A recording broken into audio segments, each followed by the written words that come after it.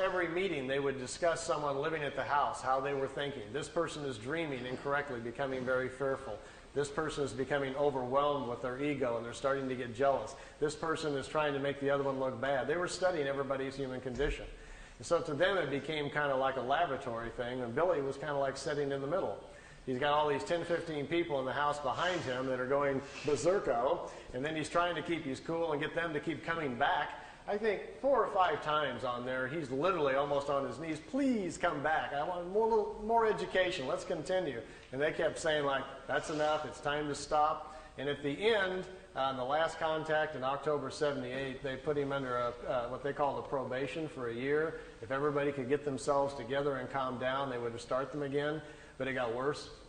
Instead, people just went nuts around the house, and Billy says no more, so they didn't come back anymore. Yeah. Yeah. Those 3 volumes that Wendell Stevens put out, really, translations, how complete or accurate? Wendell Stevens was the original investigator on the case. That's how I found out about it. The notes, Billy's notes, the 1,800 pages of all of his typewritten notes, Wendell has a set and I have a set. And Wendell made the messages from the Pleiades books out of those. Wendell didn't change anything. What Wendell did was leave things out that he didn't think people were really ready to hear, and mostly that was pretty much all the spiritual stuff. Wendell's not comfortable with that. You must remember that Wendell's more of a nuts and bolts, chase the UFO picture kind of guy.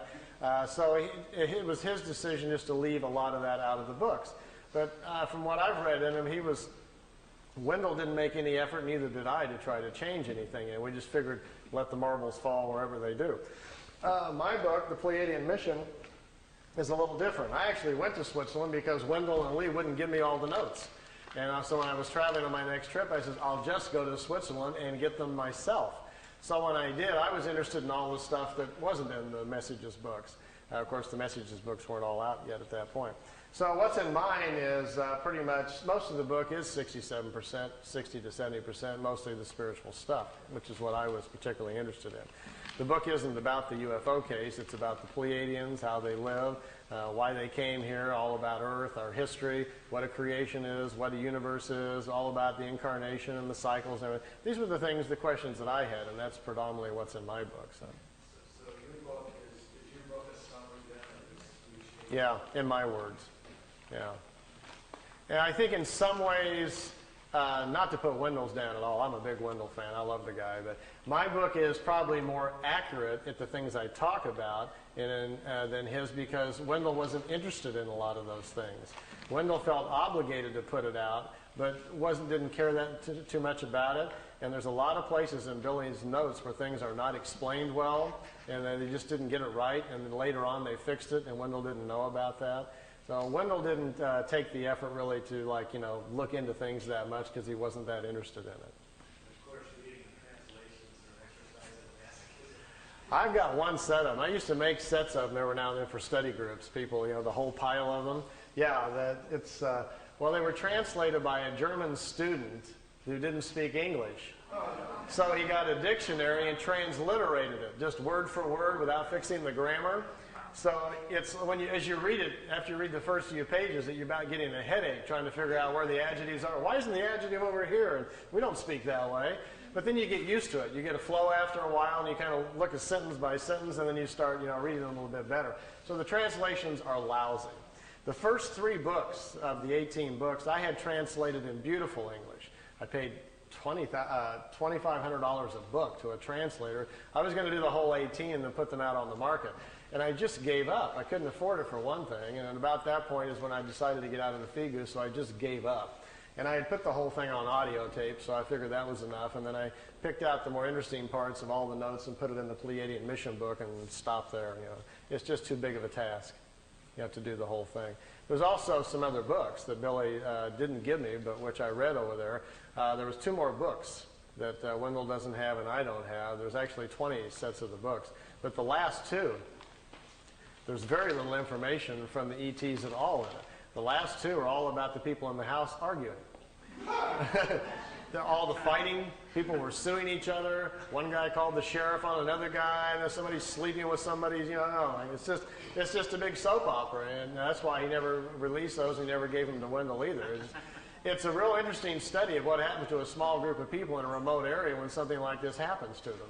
You know, they were just overwhelmed with it, and the human condition went crazy. So, you know, now none of us would do anything like that, I'm sure. But, but yes, you know, I could write a whole other book just on the soap opera, My Life Inside the Figu, you know, all the stories and everything.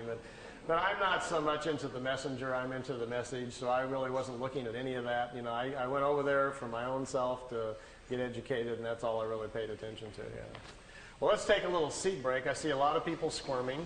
And men's room this way, and ladies' room is that way, and I'll be at the table. He's down, and they're punching everything. You might want to squirm around in your seats just a little bit so you can see the TV. I've got a little extra videotape you might kind of enjoy. I mentioned earlier about those of you who on the way home tonight might catch a ride and get to go see a few things. What kind of food? Meier says he never saw them eat anything but like apples and peaches and oranges, just fruits and stuff. They don't eat. He says in their homes there's no kitchens. They don't make meals. He says basically they almost don't eat. Yeah. They would just go nuts at a Jack-in-the-Box, I imagine, you know. He says they kind of munch. He says they don't have to eat very much. They eat very small quantities. And something in their atmosphere controls their metabolism. They don't get hungry very often. And they don't sleep very much. They sleep like an hour and a half and 2 hours on a 24-hour-a-day cycle. But he says they're in deep REM within a couple of minutes. They just fall out like they're dead. They wake up in about 2 hours. They're totally revitalized. And a lot of them sleep even less than that. So he says they're far more mental. They've gotten to a point with their own evolution where they're more in control of their whole body mentally. And so things are a little different. You know, we're a little out of control with our bodies. So, you know. What I've got on the tape, I've been up here a couple of times before, and usually I try to bring some new things for every time when I come around. I've got several tapes laying around the house that I've gotten in various places. What's on this tape? And I wasn't going to show the tape of the other planets and the mothership of Jupiter and the dinosaurs and things, but I had 4 or 5 people ask me at the table, so I think it's on this tape. So we'll start it up and see if it's in the right spot. So I should tell you a little bit about what it is. So, you know, I know this is a fringe group, but I don't want anybody falling off their chairs there. So. Imagine, if you will, that you did get a chance to ride on one of these, and you said, just as a lark, gee, could you take me up and show me some other planets? And they do, and you start seeing satellites and other equipment around Mars and so forth, and start asking questions. And they tell you, well, there are projects going on your own planet that are already going up to the moon and Mars that they're not telling you about.